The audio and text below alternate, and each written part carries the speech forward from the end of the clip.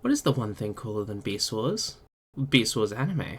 Okay, I'll confess. I haven't seen Beast Wars 2 or Neo. I got Kamen Rider to watch. Is that animated Prowl? Oh my, I'm big. But I've always been an avid fan of Japan's takes on the Beast Wars, especially when it comes to stuff like this. Oh.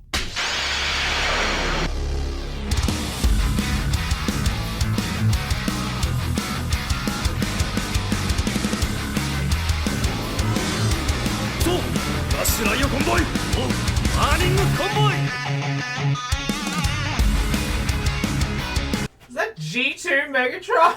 Generations modern takes on some of these guys have been real treats. Big Convoy, My Sweet Prince, to the unsung hit that was last year's Commander Class Magmatron. We find ourselves at the precipice of one of the most anticipated updates in Big Convoy, which I've recently seen a lot of people turning very sour on. And now, after being able to mess with him myself, I think people dislike this Big Convoy toy for being a Big Convoy toy. Let me explain. With the Mammoth mode, we're already up to a good start. This Mammoth is a lovely thing. I love when the beast modes go outside the typical animals we see, and Big Convoy has always been a great example of that. They did not let up on the sculpting here, carrying this fur texture through every inch. I adore his little smile here, and the tusks look great, perfectly long and thick, and with a nice curve. It's kinda like mine. And I love these painted eyes. It does a lot to dodge the hollow look that some of the other Coast Kingdom beasts have. Just want to squeeze his little cheeks and give him a good scratch under the chin. Yeah, as charming as I find this mode, it isn't perfect. While we all should be used to the gappy beast modes, even masterpieces can't avoid this. Having it both at the front and the back is not the best. Not a deal breaker, mind you. Honestly, what I found more intrusive when I first looked at this figure was the trunk. I really like the functionality here, but I think the big hinge cut was a bit to get used to, especially given what is revealed when you lift it.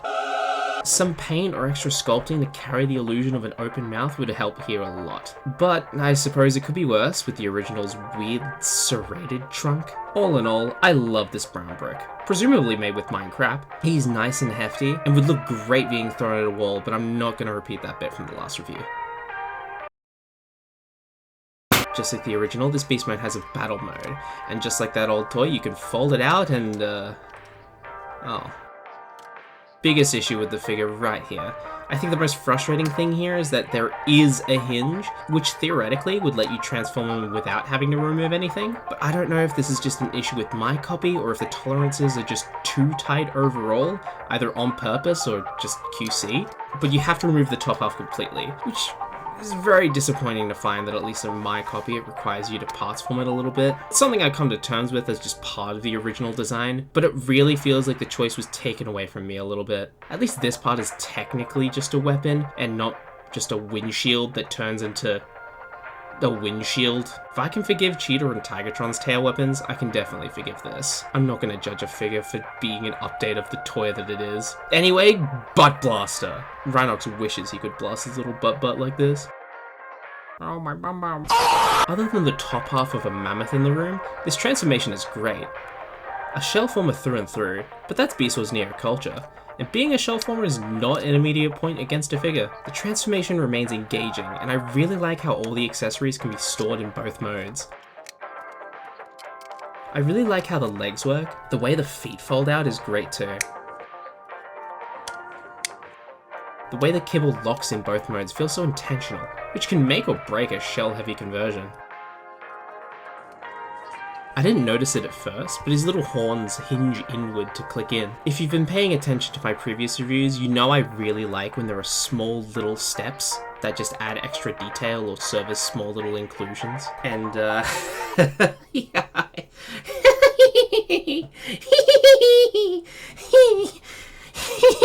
Behold this absolute modernized majesty of this robot mode.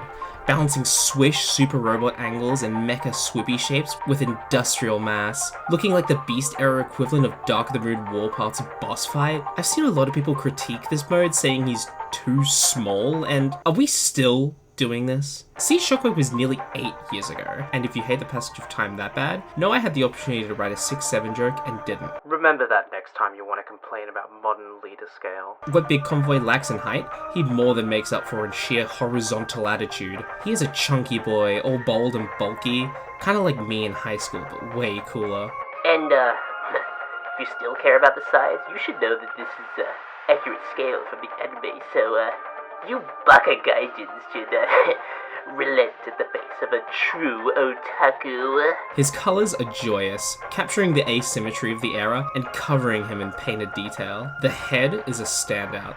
Same. The sculpt carries the typical Prime shaping, but gives it this mean, almost Viking angle. The metallic blue they use just captures a primal part of my brain that starts singing the best Road 40 songs. And those eyes. Those beautiful yellow eyes. I love when they give the eyes a metallic finish. He is packed with accessories that are almost the original toy, and presumably the show, including his shin hook missile thingies that were stolen from Kingdom Megatron at birth. It's true, I asked him. You can store these on the side of the shins, and you can also attach them to these dedicated ports on the back of the legs, and they can stay there during transformation. He also comes with a gun and his energon matrix. It seems fitting that, given the original was the first figure to have a removable matrix, this is probably the best matrix integration on a mainline figure, with dedicated 5mm handles that let him hold it with ease. Why won't you hold it? It's your destiny! Can't wait to see this guy with the Matrix Buster. His tusks are also 5mm, with dedicated pegs on his forearms for some Evo fusion. I'll take you all! And of course, he has his giant cannon. Through a series of easy steps, you can get this absolute BFG of a thing. Now with a flippable stand that gives you even more posing options. This guy has so many features and references. Look at these things that point out of the forearms. Look at these missile pods that reveal from the shoulder pads. Look at the blast effect compatible hip kibble cannons. He's showing up Laser Prime and Energon bulkhead at the same time. Not to say he's all gimmicks and guns. He's got a lot of posing to match. Wrists, waist, ankles, and I've been loving this growing trend of dedicated butterfly joints. But there is one problem. If you're not careful, the shoulder's mushroom peg connecting the arm to the shoulder will pop off with little give. No risk of breaking, unlike the last figure I talked about. But it's definitely annoying. You can navigate around it by being careful when posing the shoulders, but I will be giving the peg a tighten with some goo after this review, so hopefully that fixes it. Everything else though feels really solid. Carries the same chunkitude of the beast mode. This figure isn't likely for everyone, and it's important to keep in mind that it's an update of a Beast Wars Neo character, and carries similar design sensibilities by nature. The kibble, the shell formery transformation, the large chunk of a beast mode becoming a semi-convincing weapon, that's all Japanese Beast Wars culture, and if those are deal breakers, you're probably not gonna like this figure. And you also will not see the light of heaven, but if you're here for the unapologetic gumption and beastitude of Neo, you're gonna have a lot of fun with this. Go big or go home indeed. Now, Hasbro and Takara, I'm gonna need Age of the Prime Survive in my mailbox by next week. And if you don't, there will be consequences. Alright, so I found out my my threat was a bit undercut by the fact that I was thinking of the wrong toy entirely. I was thinking of Guile Dart. Guile Dart, I want the Triceratops that has the gore and you can make dead. I thought his name was Survive. His name is Guile Dart. Yeah, so that kind of ruins that ending bit.